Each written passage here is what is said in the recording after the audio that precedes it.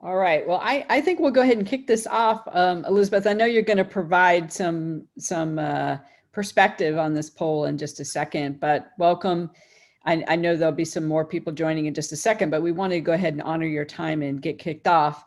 Shifco's, one of the things that we did very early on is strike some strategic partnerships that help our members grow their businesses in a variety of ways. And in the case of results resourcing, there's two ways that you can partner with them. One is when you need freelance talent, they provide a discount to Shifco members. But in addition to that, they have freelance opportunities that might be a fit for you. So this training is how to really grow your business with the freelance movement. And it is a movement. The latest data coming out right now is a number of jobs that are available, virtual and freelance, are almost twice as high as I had ever seen it. And that represents an opportunity for us as entrepreneurs. So the CEO of Results Resourcing, she's an amazing friend of mine and confidant, Elizabeth Ice. She built this amazing company from the ground up, bootstrapping it, self-funding it, and highest customer satisfaction in the space. We're a client, we love them. So Elizabeth, I'm going to let you take it away. Great.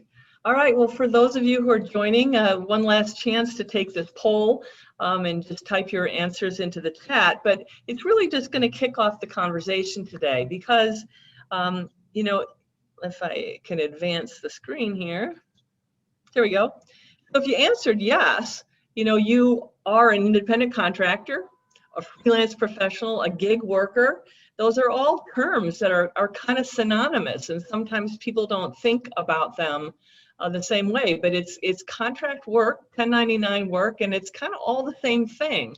And there's an increasingly blurry line. And so that is kind of a thing to recognize in the beginning. And then you may also be a business owner. I mean, you probably are a business owner, whether you've incorporated or anything like that. And what I really want to talk about today is the fact that, you know, you're doing independent contract work.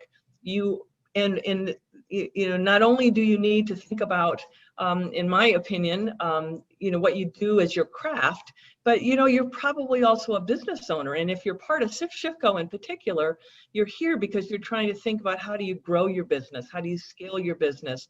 Not only in terms of, you know, your profession, but also your impact on the world.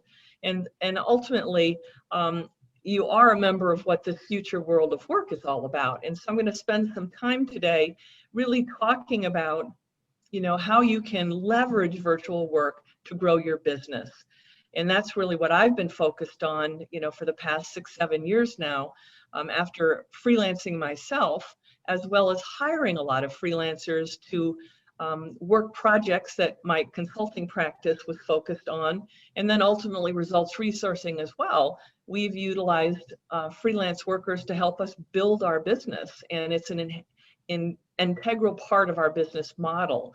And I'll talk to you more about, you know, how that all evolved, but I'm just a huge believer that virtual work, you know, long before the pandemic happened, was really the work of the future. And it's just a phenomenal way to get work, and then a phenomenal way to grow your business. And so that's really what we're going to be talking about today. And the agenda is kind of in 5 parts. One is I'm going to talk a little bit about, you know, small and mid-sized businesses and how using freelance, capable, quality, professional freelance talent is a key to scaling a small and mid-sized business. And what I'm going to share is, because of our kind of unique vantage point, we recruit freelance talent for small and mid-sized businesses. We have some real insight into how they think, the mistakes they make, how they interact with freelancers. And I want to share some of that because I think it will help you think about working with small and mid-sized businesses over platforms, doing virtual work, and helping you apply what I've observed, you know, to your own businesses. And then I also want to flip it a little bit and apply some of the same things that I see scaling small and sized businesses doing, you know, that you can apply to grow your own business, because you are a freelancer for sure, but you're also a business owner. And I want you to think about some of the same things that I encourage small and mid-sized business clients to think about, and apply some of these things to your own business in how you can scale.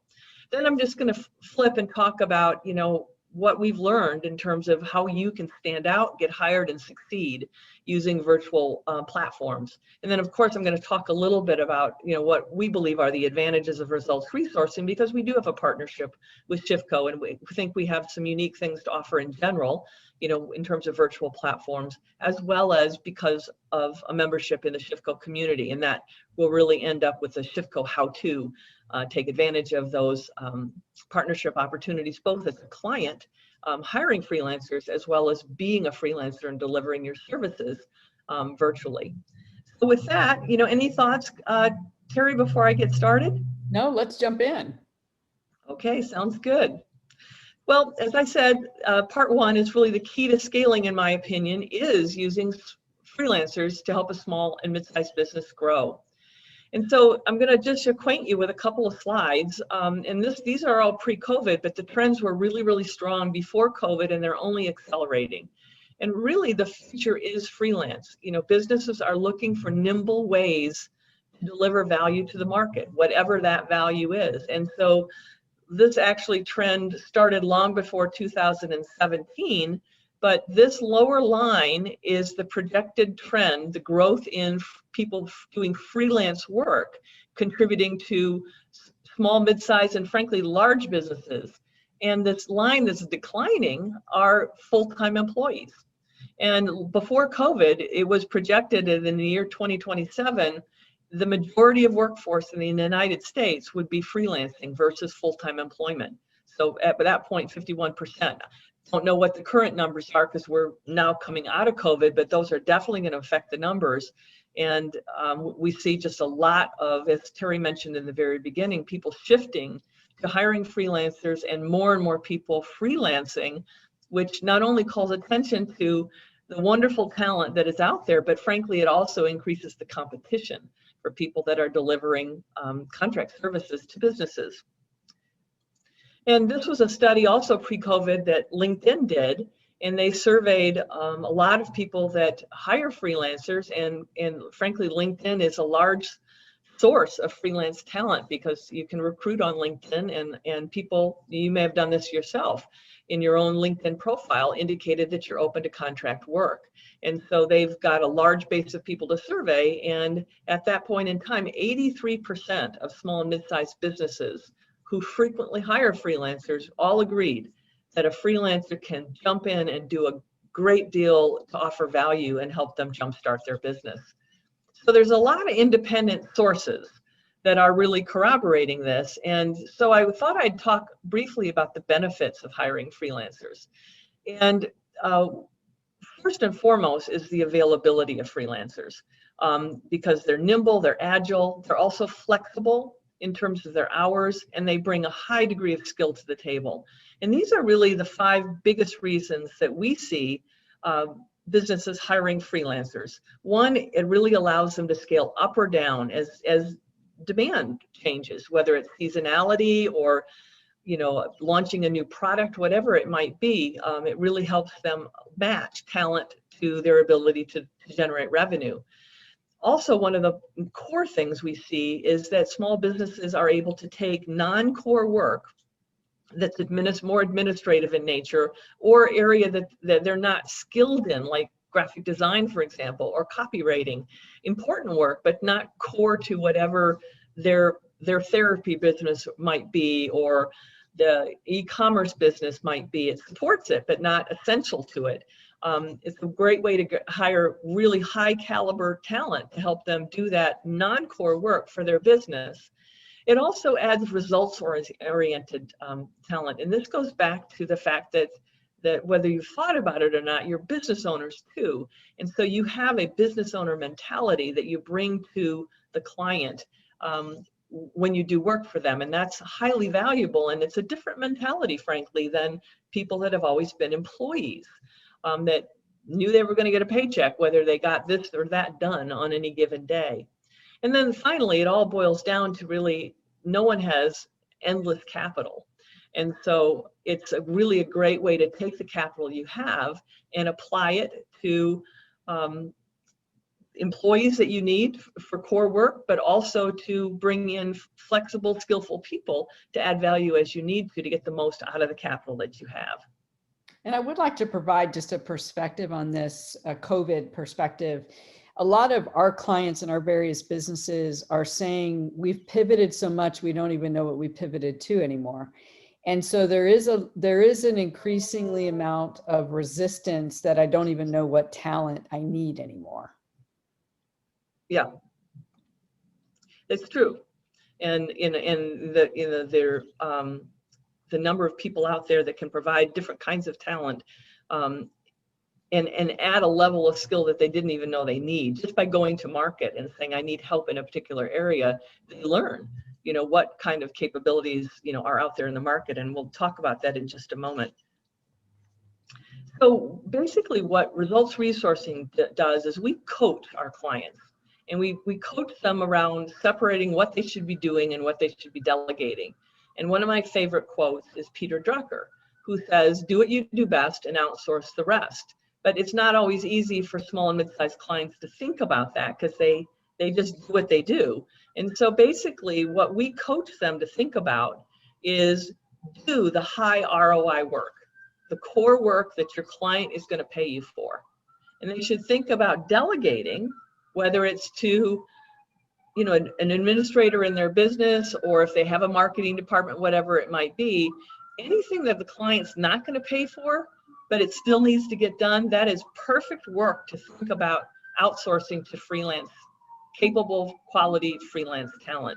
And so this is one of the key things that we do with our clients, is we help them think about the work they need done in these two buckets to decide what they should keep in-house and what they should think about outsourcing. And the next thing we say is, once we've thought about that, what you should be doing yourself versus outsourcing, there's a freelancer for that.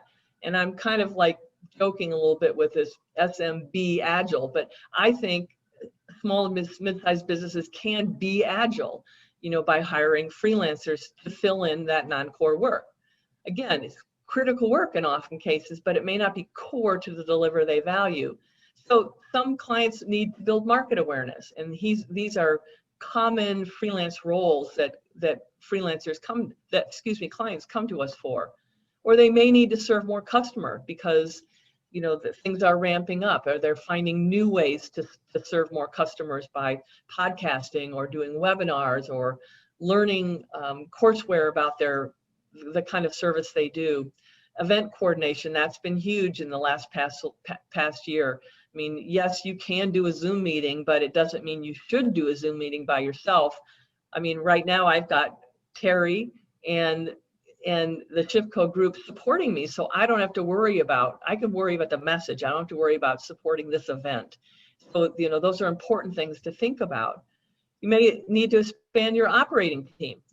Maybe you need a bookkeeper. You did it yourself for a while, or your business is going. That's a great thing to start thinking about. Accounting and bookkeeping can be outsourced. Or the most popular job on our platform is a virtual assistant.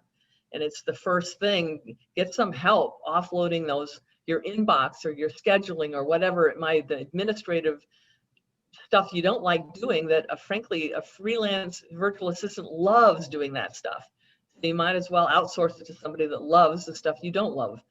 And then the last thing is just scaling your business. You may not be an expert in forecasting or budgeting or analytics, whatever it might be. Honestly, there's a freelancer for that. And you may want to hire somebody short term for just a month, a project to help you think about your business strategically. That's the beauty of freelancers. You can get a high level of expertise for a short amount of time to get what you need done, and you don't have that ongoing full-time obligation anymore. And this is the kind of thing that we coach small and mid-sized businesses about all the time. And so just for fun, these are the top 10 hiring mistakes that small and mid-sized businesses make. And since many of you are freelancers, contract workers, you've probably experienced this. And I share this list just for context. They just a lot of times small and mid-sized businesses haven't hired freelancers before. They don't have realistic expectations. They've tried to do it themselves and haven't been particularly successful, and it can be soured on the experience. They don't necessarily know how to prepare a clear job description, which means they're not going to set clear expectations.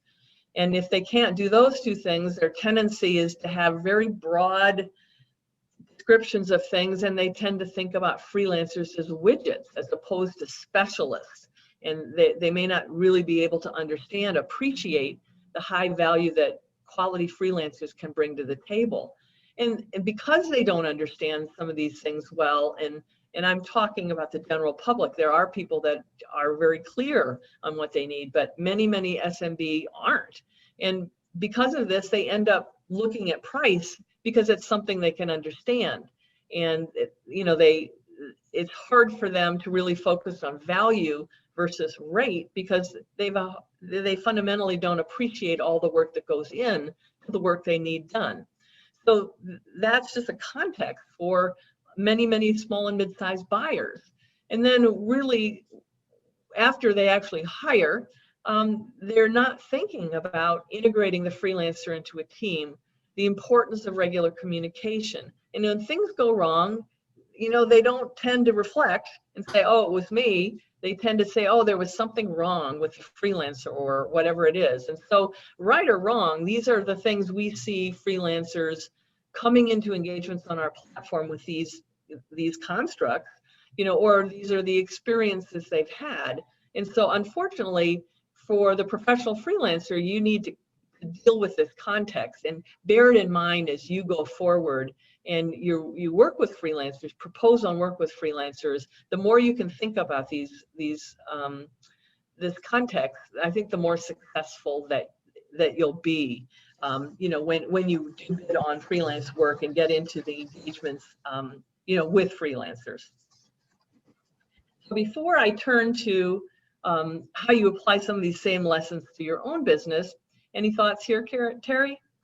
Well, one of the things that I've experienced firsthand is with the training and the coaching that you provide clients, and most importantly, the way that you help them with their role description and getting clear on that.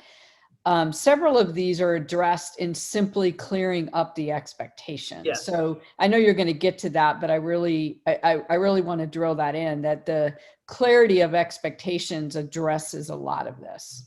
Yeah, and I'll talk more about our model in a little bit, but we spend a lot of time, in human conversation with freelancers. While we're a platform, we also integrate with staffing agency recruiters, our recruiters, because we have to get clear on the expectations. And that's one of the values, frankly, we deliver to you if you chose to freelance on our platform, is the job descriptions you're going to see are very clear, because we hold ourselves accountable for helping the client get clear on what they need, because that ensures that we're going to make a better match with the freelancers that propose on the jobs on our platform. So before we turn to that, let's just spend just a second applying some of these same observations to growing your own small and mid-sized business. And the thing that we start with clients is thinking about the value of time. And so really just take a second, and how much is an hour of your time worth? Just jot a number down, whether it's $100, $100, $1,000, just jot something down. And then how many hours per week do you work? Whether it's 10, 20, 40, 60, 80, whatever it might be. But if you do the math, you multiply how much an hour of your time is worth times the hours you work, that produces a number. And that really is the cost or the value of the time that you invest every single week. And so just like we tell our small and mid-sized clients, you have finite time. So what work will your client pay for? And indicate how many hours per week you spend on that core work that your client will pay for. And that equates to some number. And then what support work still has to get done, whether it's invoicing or bookkeeping or your CRM entries, whatever it might be, but the client doesn't want to pay for that because the client doesn't get any value from that. It's just work that you need to get done to support your value proposition. And again, look at the hours per week you spend on that kind of stuff, then and the hours, the amount that is equivalent to, each week.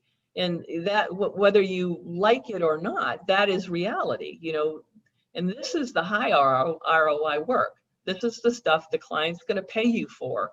So every minute you invest in this core work, the client is going to pay you for. You can pass that cost on, with a profit margin to the client. But the client is not going to want to pay you for your administrative work. And so you need to really look at this with the cold light of day to figure out, how you're spending your time. Because one of the things we hear from a lot of small and mid-sized clients is, oh, I don't have the budget for that. Well, they're spending the money, whether they're paying themselves or not.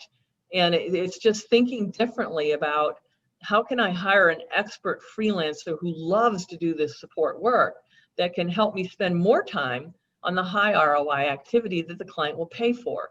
Takes a little adjustment to be thinking about it, but at the end of the day, this is a really important way to think about your business, because ultimately those same benefits that I was mentioning before, availability, flexibility, and skills are all available to you too to grow your freelance business. So with that, I'm going to turn next to how you stand out, get hired, succeed using the virtual world. And that's really where we're going to focus next. And first and foremost, you need to be really skilled at whatever you do best, because, small and mid-sized businesses, large businesses, they want to hire your expertise. But they're also hiring you for these other things. They're hiring you, and this, I can't remember where I got this chart, but this was again a study that why do businesses hire? What are the other skills besides the core expertise a freelancer brings to the table that they're really hiring you for? First and foremost is communication, problem solving, time management, adaptability. You can see these are really important criteria that they might not even write into a job description, but they're looking to the freelancer to help them in these areas because they're probably weak areas for them. In terms of with problem solving, work never goes quite as planned. And so things are going to happen that may have nothing to do with their engagement with you, just with an outside client or their business environment, but they're going to need to shift, to pivot. We've been pivoting all last year. And so the more you can help a client manage communications, problem solve, manage time, be adaptable, these are all things that are highly valuable. So when you think about proposals and things like that, sometimes the tendency is to get very focused on the core skills and experiences being asked for, but mentioning the kind of skills that you bring beyond your expertise can really be valuable and help you stand out to the client, because these are unwritten needs many times, but pretty universal, in pretty much any engagement that you might have with a client. And so I think it's fair to say that working some of those points into when you're proposing on a job and demonstrating it as a consultant, one of the things that I try to do when I'm proposing on a job is demonstrate some of these skills in the way that I propose it. I'm pretty sure that's, part of what you're going to recommend, right? Oh, absolutely. Absolutely. So that this is just general context, but these are kind of our top tips for successful freelancing in the virtual world. And I mentioned number one is preparing for the fact that the talent market is increasingly online. There's only so much you can do just with your referral networks and your in-person networks. And we all saw that with COVID, but even coming back, there's just a plethora, if I can say that word right, of opportunity out there. And it's just honing in on the opportunity that's best for you. But the things to remember are that regardless of who you are, if it's online, data and the algorithms rule. I mean, Google doesn't care. If the algorithms don't find you and have you come up in the search algorithms, that's just reality. And then the other thing is that increasingly mobile devices rule. So while we might like to engage on, a laptop or something like that because things display better or whatever it might be, people are busy and they're working on their phones. And so you need to be thinking about how you present yourself in an online environment.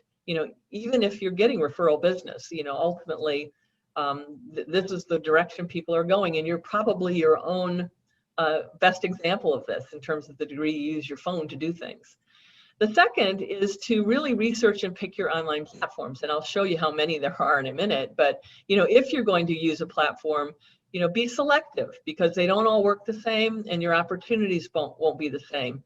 And then this also helps you zero in on, pick your platforms and focus on doing things on that platform to make your profile stand out, to really commit to doing a stand-up job on any proposals that you do on those platforms, because do less to do more. I mean, it's really better to concentrate and do a great job on the work that you do and build your reputation on a particular platform than to scatter your activity, because you won't stand out that way and you won't get expert at using a particular platform.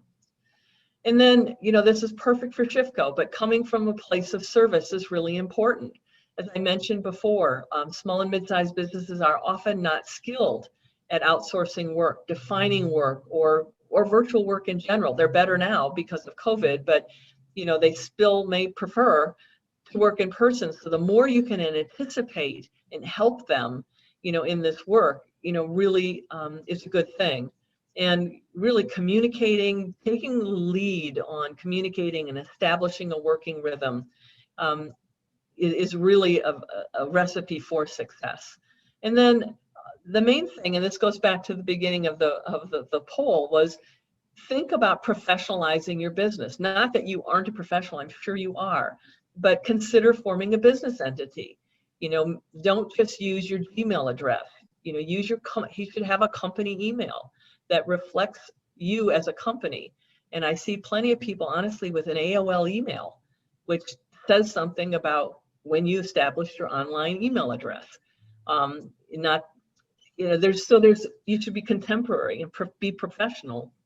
And the more you can emphasize the fact that you're a business and you're a business owner, as well as expert in your field, these are things to be thinking about in terms of conveying that professionalism to the marketplace.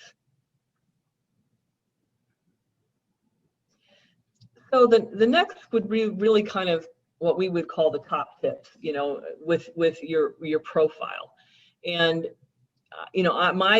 my starting point is LinkedIn, and I'll talk more about LinkedIn in a second, but LinkedIn is kind of everybody's business card, online business card. And if you use LinkedIn, they create a great format for you to describe yourself with your headline, your catchy tagline, which can capture your value and display it, your name, and then what you can deliver, right up front. So using LinkedIn as an example, I think that's a really important thing to do, because it helps the buyer see who you are, your picture, the background display you might have, but that tagline tells them what you can do. And then below that, in your summary, you can provide a really quick summary of the value that you deliver. And that's, again, standing in your customer's shoes or your target customer's shoes and saying, here's how I can help you. Not only your core skills, but as Terry was just mentioning, you really the other kinds of organizational and personality and time management, nimbleness that you can bring to the table. All that, can attract someone's attention in a very short period of time. Because again, if they're on their phone, you just want things that stand out, that are concise. And then it's really describing your skills. And I think about them in four big buckets, both basic skills and specialized skills, but, general business skills, from being you're expert at strategic marketing or social media administration or copywriting for blogs versus, scientific articles or whatever it might be. Increasingly, small and mid-sized businesses need help with technical tools. they've made an investment in some sort of a CRM system, or they're using, Google, the G Suite, whatever it might be. It's making sure you're listing those tools, because we're finding increasingly that they don't want to train you, a freelancer, on their CRM system. They want you to come to the table expecting you to have the skills, or even if you have a skill set in a CRM system that's not theirs, you say in your proposal, well, I don't know how to use HubSpot, but I'm expert at something else, and I've already taken the time to bone up my skills on HubSpot, for example. That they love to see that initiative, and that gives them comfort that while you may not have 5 years of experience in HubSpot, you really understand CRM systems and can make that transition effortless for them. And then just talking a little bit about your work style, your communication style, you're a go-getter, or whatever you feel is important for that client. And then industry experience is important too, because it helps them understand what work you've done in different industries, and whether you understand the health and wellness industry versus e-commerce industry, whatever it might be. And then providing examples of value you delivered. And if you can show metrics like the growth in, one of the biggest ones is social media, and growth in community, and likes and shares, things like that. Whatever or how many new customers you help them get, whatever it might be in an email campaign or whatever, those examples are important, because it helps them. They might not know or understand the work that's involved. In many cases, a lot of work that's involved, but they can appreciate the end result. And so being results oriented and explaining the net deliverable can really help them understand your value. And then, as I was mentioning, having a solid, consistent LinkedIn profile. And one, as I mentioned, I think it's a really good template to use for other freelance platforms, because they all have profiles. And it's a great one to get into a discipline of building, your profile. But the other thing that I think is important about LinkedIn is when you get to different platforms, you can get recommendations and 5 stars and kudos on all these platforms. But unless the client has a subscription to that platform, they're never going to see those rankings. So having Google reviews, having recommendations on LinkedIn, however you get them, having them not tied to a specific job freelance platform is really important, because then you own them. They're yours, as opposed to being a hostage to a platform that has ratings, but you can't export them to anywhere else. So those are some of the key things that I wanted to share in terms of the importance of a profile. Terry, any comments before I get into proposing? The only thing I think that's important is the professionalism of carrying some of these through. Like, if you really take the time to come up with that tagline, the value I provide is, and make sure you carry it through the platforms, that's one of those things that really makes you stand out. Yeah, that's really true. And it's consistency, which is also important in terms of professionalism. Next, we're going to talk about proposing. And this is probably one of my favorite lines. This proposal may be the 1,000th time you've made this proposal, but it's the first time that client's seen it. And so resist the temptation to hurry and not to really think about how it's going to land on that client, because first impressions just get made in an instant. And so, again, emphasize value and results. Standardize for sure, but customize. So, you may have a format that you use all the time, but it shouldn't feel like it's a cut and paste job to the client. It should feel that you've thought about them, their industry, their job requirements, and you've done some really quick things to make the client feel like that is a custom proposal.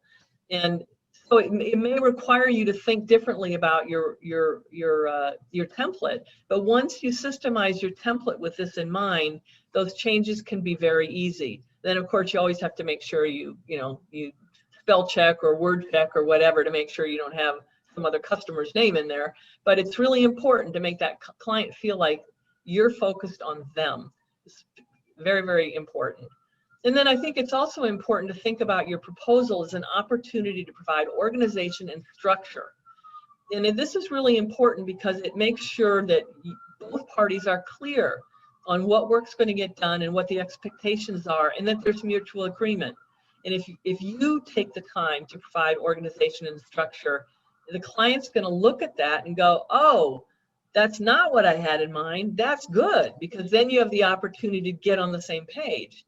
And so this benefits you and it benefits the client, because you're going to be more skilled about whatever project it is you're proposing on, and the client is going to appreciate it, and you're both going to end up on the same page, which is really important. You're going to know that up front, not when work has begun and been delivered and it's like, oh, that's not what I wanted. I mean, I can't tell you the number of times I've seen that happen. So it's just a great opportunity for you to show value simply by organizing and structuring the work. Use clear wording, reinforce what's asked for. So if they say, you know, I want to make sure that my data in the HubSpot CRM is up to date, then that's what you should say. I will make sure your data in the HubSpot CRM is up to date, because that's just going to reinforce that you've listened to them and you can deliver what they need.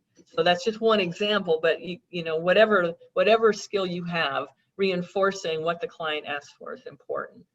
And at the end of the day, make it easy to say yes. You know, don't make them read a ton of stuff if you don't need to. I mean, just make it easy for them to see your value and to say yes. And so before I get into, I guess, some of the things to avoid, any thoughts on this, Terry? I love that. Make it easy to say yes. And I think if you do number one really well, it's a lot easier to say yes. Yes, absolutely. All right. Well, these are the mistakes to avoid. And these are things that honestly I see regularly. And, you know, this is a perfect example. I love being able to provide, you know, coaching and training to the group here, because if you do these things, you know, you will stand out, you know, above other proposals that are on the table. So pre-hire, stand in the client's shoes, make them feel like you understand their industry, their problem, and you've listened to their request. Second is, don't assume that the client has it together. They probably don't. They're probably not great at describing what they need. Obviously, results resourcing works hard at helping them, but you know, at the end of the day, they don't necessarily have it together, and it might be the first time they've ever outsourced. So, you know, don't make that assumption. You know, if you've got questions, ask them. And as I was mentioning before, you know, the biggest mistake is cut and paste approach to proposals. And frankly, in our curation process, when we see that, you know, that person is probably at the bottom of the potential match list, because we don't want to give our clients something that's obviously cut and paste and it's not tailored to our client. We always, you know, provide the opportunity for the top talent, the top match talent, to interview with us as well as with the client. And these are some things that we've seen even with clients that have done a great job on an interview with us. They've been unprepared for the interview with the client. They hadn't taken the time to look at the client's website, you know, or reread the job description to remember the things that the client called out in terms of things they really needed. So they really just demonstrated a lack of initiative. And this is something I can't get my head around. But when people actually bother to propose on a job and we requested a preliminary interview with them, or even we've interviewed and we've passed them on as a recommendation to a client, they're not responsive, or they're late, or they simply ghost. I don't understand that, you know, so I would love to understand if any of you can understand why this happens. But, you know, great work opportunities don't come around every single day. And when this happens, it just mystifies me. And then this is so simple, but sending a thank you note, I can't tell you how many clients, even if it's just a quick little, hey, I really enjoyed talking to you, or whatever, doesn't have to be extensive, but that just is huge. And then post-hire, of course, the biggest issue is not delivering as you've promised, or not taking the initiative, or expecting again that the client has their act together, or that some crisis hasn't happened at the client when you didn't hear from them. So it's, not just assuming something might have happened, and taking the initiative to problem solve and reach out and see if you can get a good outcome is a really great thing. And then remembering that the client maybe has never used a freelancer before, never worked with somebody virtually before, and might need your help best leveraging you. And so again, taking the initiative to say, hey, this looks like it's going on. Here's how I can help. Really being proactive in that regard, that creates an amazingly positive impression. And then just making sure there's regular communications, even if you're the one that's instigating them, and that you feel like you should be expecting communications from the client. You just never know what's going on. And so those are things that earn you huge brownie points. The one thing I would add is, as a hiring executive for multiple companies, my biggest mistake is making assumptions. And one thing that's so frustrating is if I have done that, which is a very high chance that that's going to happen, that somebody gets offended that, well, you didn't send me da da da da da. Well, I assumed you already had that, right? So I think it's just entering the relationship with grace and being open to the fact that they don't always have it together. And if you can just provide that little extra support, with grace, you'll have a client for life. Oh, that is just a great way to sum it up. And so I have this corny little slide, which this is perfect transition to it, Terry. I mean, the little heart thing, but I really think this is what it's all about. It's coming in to a customer with owner mentality, deliver value, active listening, communicate, be proactive with a sense of grace. And if you do these things pre-hire, during what we call curation, when you've proposed and you're getting vetted for the job, for interviewing both with us if it's our platform or with the client, and post hire, I think this is just kind of this virtuous cycle. And I think you can't go wrong if you just deliver with service in mind and grace. You're going to make the right decisions throughout. So with that, I'm just going to talk in the few minutes we have left a little bit about the results resourcing advantage. And it's really, we are the freelance job platform that comes with your own recruiter. And we curate freelance talent for the client. So we do all that work of finding great freelancers matched to our clients' jobs. And so what we're all about is vetted freelance talent. That's all we do is focused on that. And we're really the best of both worlds. We are HR specialists and recruiters, human beings that recruit just like recruiting has always been done, but we use technology, and we are exclusively focused on virtual talent. And so for those of you that have used other platforms, the old way is to type in a job name, search endlessly, cross your fingers that you found some decent candidates, reach out to them, hopefully they get back to you, make your best guess. And that's really how the platforms work, and I started there. I was a power buyer of some of these platforms 10 years ago, and I really said, there's got to be a better way. And I particularly cared about small and mid-sized businesses that don't have HR departments, that aren't expert at hiring. And so I really have created a platform and a process that takes all the things that we've just been talking about into consideration to help small and mid-sized businesses be more successful, integrating freelance talent into their businesses so they can grow their businesses and grow their impact in the world. So our way is really around helping clients develop an ideal job profile. Our experts do the hard stuff of finding and vetting freelancers for our clients. And so we end up helping the clients get matched with great people, and we even guarantee our matches for the first 30 days. We're that confident, in our model. And so I just thought I'd share with you, this actually is a chart from probably 5 years ago, but this is basically how the online talent platform market breaks out. On the left-hand side, it's an on-site versus remote model, and obviously a lot more has shifted to remote, but there are platforms that focus on construction or hotel or restaurant labor. And then there's lower skill and higher skill. And you can see on the right-hand side that traditional staffing tends to focus on the on-site work, and online staffing, like a results resourcing, focuses on the virtual high skill remote work. And so the you're probably the most familiar with are Fiverr and Upwork. Those are two companies that went public last year, and their market cap is, oh, I don't know, $5, $6, $7, $8 billion. I mean, it's really a sign of where the market is going. And, you know, results resourcing is in its own little box there, not because we are necessarily going to give competition to Upwork or Fiverr in terms of their large market at this point, but because we do something very unique. We're exclusively focused on higher skill remote work, and we provide online staffing support, which Upwork and Fiverr don't. And so this really is just going to give you a quick snapshot of what we do versus Upwork and Fiverr. And this goes back to my message about there's tons of platforms out there. You just need to pick the ones you want to work with carefully, because they'll all provide work opportunities for you. It's just picking the ones that are going to be high ROI for you. And so these are the things we do. We are a freelance work expert.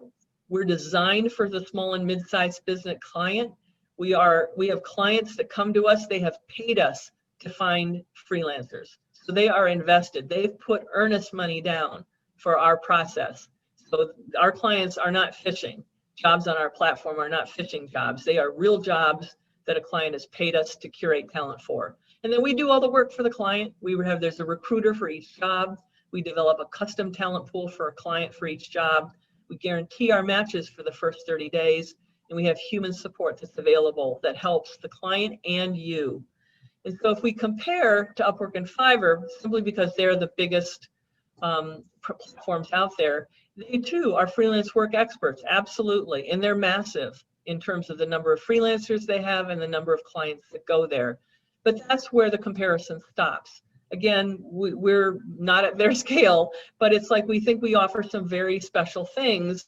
And these are things that we want to offer to the ShiftCo community, whether you're ShiftCo buyers of freelance talent or ShiftCo sellers of freelance talent. And then we also include this one because so many clients have a well-meaning friend that says, oh, I know somebody. And you may be that somebody that friend refers, and that could be a great thing.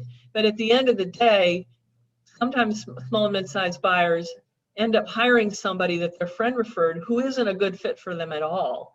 But because they're not good at defining jobs or being clear on their expectations, it isn't until the engagement's begun where things go off the rails. And so that's just something to think about, because referrals don't always work, you know, when you have so much at stake. So I just wanted to reinforce that these are the things that we do in support of our clients. And I would say these are some of the things, Terry, that we talked about when you talked about our partnership here. And it was one of the reasons why we wanted to partner with Results Resourcing. One, to give our members an opportunity to get great talent, but also to be able to extend their business, because there are jobs that are out there, and the Results Resourcing clients pay them. So when they serve up 3 talented resources to the client's invested in hiring them. And I can't tell you how many times I've seen people propose here, propose there, and then nothing happens. Yeah. So just a quick snapshot, this is how we work. We offer 2 options. One is a recruiter option, which is what I've been describing, and the vast majority of the jobs on our platforms are like that. And then we do have a DIY option where a client can, you know, try to do the recruiting themselves, much like happens on Upwork. But honestly, I would say not yet. The clients that do DIY upgrade to the recruiter option because it's a lot harder than they think it is. And this is basically our process. We have a client console, and when a client signs up, they get established with a client console. And the first thing we offer them is a client success call, where we work on identifying their needs and creating a job description together. Once that's done, Results Resourcing does the recruiting. The jobs match anybody on the platform that's a freelancer that has the skills that are needed, but we also post the job to LinkedIn because we're constantly refreshing our talent supply because we want to make best matches for our clients. And so we're always looking for, sometimes people on our platform have the right skills, but they're not available. So there's a number of reasons why we're also always recruiting top talent to the platform. Then we do an interview, and the top 3 people that match the job best in terms of the interview, the proposal, all the qualifications on the platform are the ones that we recommend to the client. Then the client interviews and hires. And so this process in green benefits you too, because it means that you're working on a job that the client has already invested in, that we've worked with them, experienced recruiters have worked with them to clarify their job requirements. We interview you, to make sure that there's a really great match. And so we end up being your advocate. So the more you do to create a great profile, great proposal, all those things, makes you stand out to us and makes it easier for us to recommend you to our clients. And then, again, the talent pool are the people that we're going to guarantee we think these are the great matches for the client. And our DIY option, basically doesn't have all that hands-on touch. They can come to the client console just like an Upwork or the other platform. They do their own survey. They browse themselves. It's all anonymous. They view the proposals. They manage message back and forth. And yes, they can hire. That works. But, it tends to be somebody that's a price buyer that's not valuing their time. And they're not thinking about high ROI time activity versus low ROI activity. And for the, generally costs less than $1,000 depending on the job for us to curate talent for somebody. And it's a good value when you think about how much your time is worth. So with that, these are really, in summary, kind of the benefits to you. As a freelancer, obviously we can help you find a freelancer if you want to scale your business that way. But if you want to freelance on our platform, we have it's free to register. It's free to propose on as many proposals as you want. Again, our clients have invested. They paid money for the jobs on our platform. So in a sense, we vet our clients and their jobs by helping them get clear on their expectations. And we provide human support. And for ShiftCo, we've got custom registration links and codes, both for buyers and for sellers. And as a seller, with the ShiftCo code, that gives you preferred standing in our matching and ranking algorithms, because as I said, we are a technology platform and we have humans, but we let the technology do as much work as possible to keep it lean, mean, and efficient. And then we do share the wages that you would charge a client for the jobs on our platform. And we have a preferred fee structure for ShiftCo freelancers, and it's competitive with any other platform out in the marketplace, if not less expensive. And we also provide custom training like today to help you be more successful using our platform. And so basically, if you were to click on the ShiftCo link and want to register on the platform, this is the page you come to. It's co-branded with ShiftCo, so we can elevate business to shift humanity. And it talks a little bit about why we've partnered, and then just a little bit of a message about who we are, which you've heard a lot about already, a 2-minute video, which is the process I've been describing that we offer our clients. And here's how to get started. So that, in a nutshell, is results resourcing and some thoughts about how to be more successful and scale your freelance business, and be happy to take some questions. So at the end of the day, we try to solve the #1 small business hiring problem, whether it's you as a freelance business or the general population, the 30 million small and mid-sized businesses in the United States. It's all about finding and hiring qualified, flexible workers. So thank you so much for sharing this presentation today.